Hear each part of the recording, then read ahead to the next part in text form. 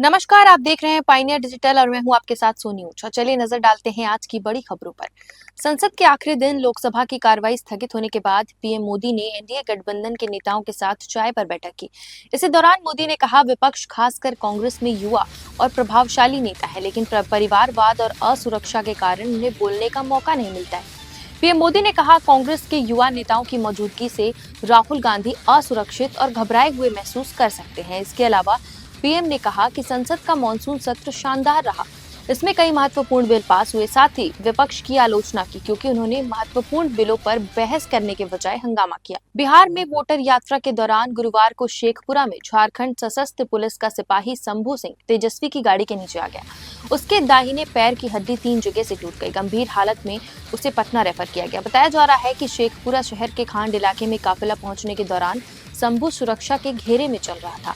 तेज गर्मी के कारण भी अचानक नीचे गिर गया। उसी दौरान तेजस्वी की गाड़ी जवान के पैर के ऊपर से गुजर गई। 2 दिन पहले नवादा में भी वोटर अधिकार यात्रा के दौरान राहुल गांधी और तेजस्वी की गाड़ी ने एक पुलिसकर्मी को टक्कर मारी थी। 9 सितंबर से शुरू हो रहे एशिया कप में भारत और पाकिस्तान के बीच मैच होगा। भारत सरकार ने गुरुवार को इसकी अनुमति दे दी है। सरकार ने कहा, मल्टीनेशनल टूर्नामेंट में पाकिस्तान से खेलने पर रोक नहीं है। दोनों देशों में द्विपक्षीय सीरीज नहीं होगी। खेल मंत्रालय ने एक लेटर साझा किया। इसमें इंटरनेशनल इवेंट्स के लिए भारत की पॉलिसी बताई गई है। लेटर में लिखा है, इंटरनेशनल और मल्टीनेशनल इवेंट्स में भारत इंटरनेशनल खेल संस्थाओं के नियमों और अपने खिलाड़ियों के हितों को ध्यान में रखकर ही निर्णय लेगा।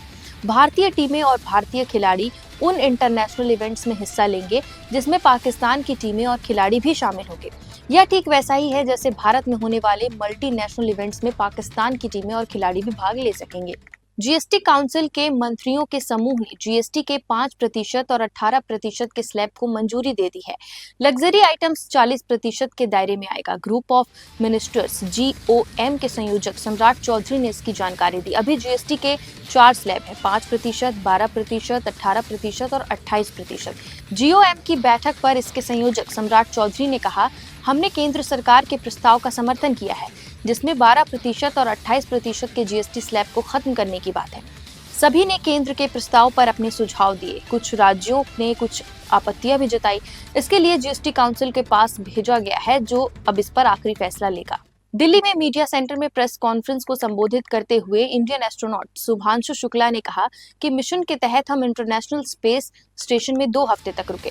मैं मिशन पायलट था, मैं कमांडर था, मैं सिस्टम को कमांड कर रहा था। ISS में 2 हफ्ते के दौरान हमने कई एक्सपेरिमेंट भी किए, कुछ तस्वीरें ली।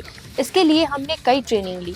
यह एक अलग ही अनुभव था। उन्होंने आगे कहा कि अगर हम कहें कि डर नहीं लगता, ये कहना गलत होगा। सबको डर लगता है, लेकिन हमने हमारे पीछे एक भरोसेमंद टीम को छोड़ा था जिसके हाथों पे हमने अपनी जिंदगियां सौंप दी थी। देश के पश्चिमी हिस्से महाराष्ट्र और गुजरात में बारिश के कारण जनजीवन प्रभावित हुआ है।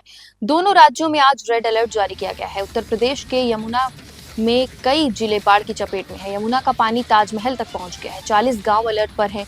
मथुरा में यमुना नदी कटान के बाद अपना मूल रास्ता छोड़कर 2 किलोमीटर दूर बह रही है। उत्तराखंड के रुद्रप्रयाग में लैंडस्लाइड के कारण बद्रीनाथ हाईवे बंद हो गया है। गंगोत्री हाईवे घरासू पुराना क्षेत्र के पास सोनागढ़ के पास ब्लॉक है। यमुनोत्री हाईवे भी नगर चट्टी के पास बंद है। कुथनौर में भी ट्रैफिक शुरू हो गया है। बाकी जगहों पर मलबा हटाने का काम जारी है। छत्तीसगढ़ के मुख्यमंत्री विष्णुदेव साय आज दिल्ली से देर शाम अपने पहले विदेश यात्रा पर रवाना होंगे। यह दौरा जापान और साउथ कोरिया का होगा।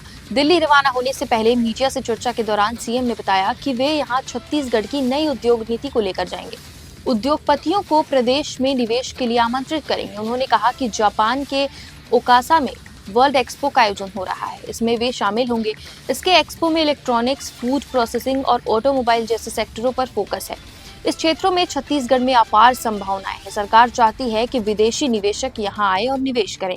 ऐसे ही ताज़ा अपडेट्स के लिए हमारे YouTube चैनल को लाइक और सब्सक्राइब करना ना भूलें। इसके साथ ही हमारे Facebook और Instagram पेज को फॉलो करें।